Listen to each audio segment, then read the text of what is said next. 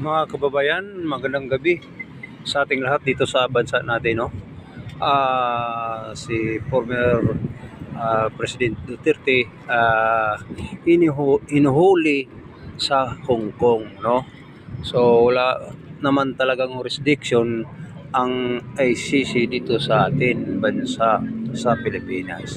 So pinipilitan nila nga kang Marcos Junior nga mayroong jurisdiction, pero ngayon sinasabi niya Marcos Senior na wala na ang ICC, pero yun pala palihim mga kababayan, no, sa paghuhuli ni former Rodrigo Roa Duterte.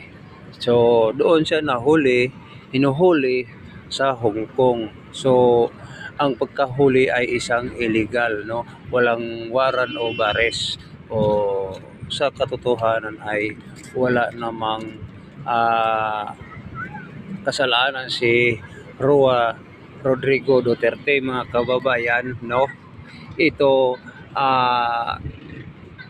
pabala na ito o papunta sa kaguluhan sa bansa naman natin, kagaya sa nangyayari sa nagdumala pa si naging presidente ang Senyor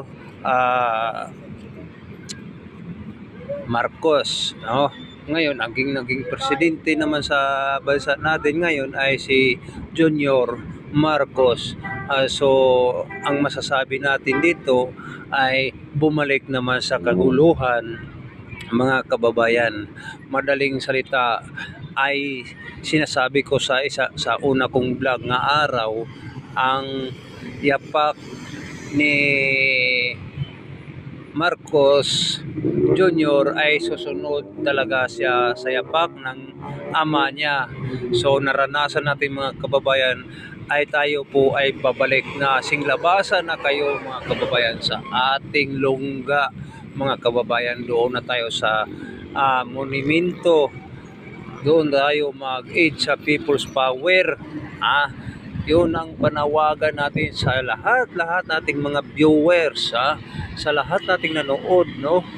Simpatiya na tayo dito sa ating Rodrigo Duterte, no, na wala na tayong karapatan, tayong mga vlogger, wala na tayong karapatan, wala na tayong sinasabing inaapakan na, madaling salita, ang ating karapatan. Maraming salamat sa atin.